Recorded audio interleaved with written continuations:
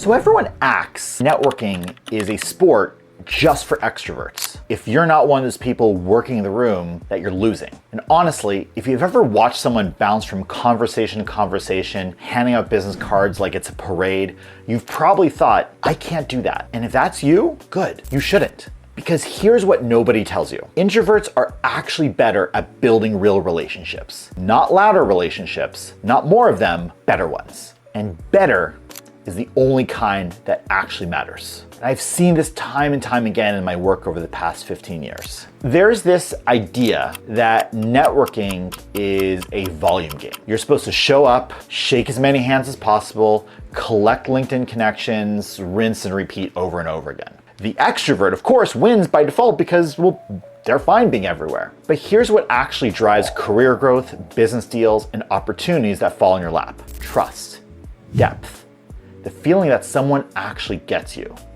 And that's not built in a 30-second conversation in a crowded bar. That's built when someone sits down, asks a real question, and actually listens to the answer.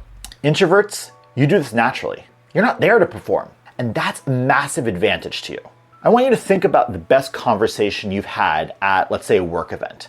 My guess is it wasn't the one where you talked to 12 people for 30 seconds each. It was the one where you found one person, maybe two, got into it and walked away thinking, all right, that was great, I made a new friend. If that's your thing, then own it. Because the extrovert might leave the event with 40 business cards and they'll follow up with a few of them. You, however, probably leave with 2 real conversations and you're gonna remember both of them a month or 2 later. That's the actual goal, I think. Because what we're doing is we're trying to really build relationships. So how do you actually lean into this? Well, here are a few concrete things to think about. 1, skip the big networking events when you can, right? Seriously, if someone is trying to get you to go to a 200-person happy hour and you already feel tired just thinking about it, ask yourself what the actual outcome is. Usually it's be seen.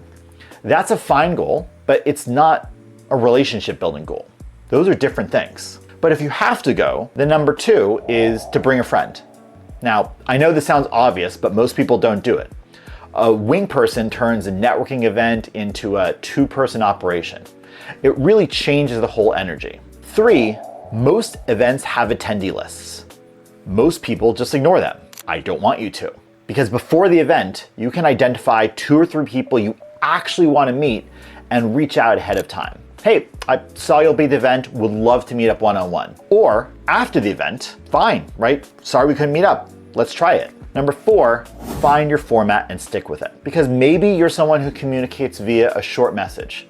Maybe you're someone who writes handwritten notes. Maybe you're someone who sits down for coffee. And point 5 is to build a practice, not a burst. Here's the thing about introverts and outreach. You're probably not going to just spontaneously call someone while you're driving.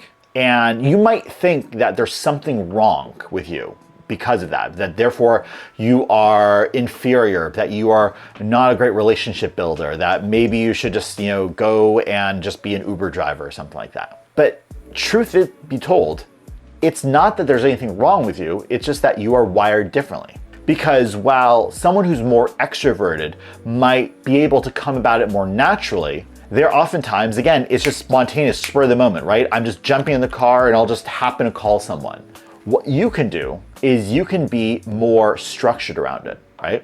What you can do is to have a routine and you block out 20 minutes on a Thursday morning, you pull up your contact list, you identify who specifically you want to reach out to, and you reach out to those people. There's nothing wrong about that strategy over just randomly thinking about someone and reaching out to them, or just scanning your brain and saying, hey, who do I need to reach out to today? But what's important though, is it's gotta be a consistent strategy. Because remember, we are making a long-term investment. The person who builds 10 real relationships will always outperform the person who kind of sort of knows like 500 people. You already know how to go deep, right? That's probably part of your wiring. Most people don't. And that, I believe, is the introvert's edge. So use it.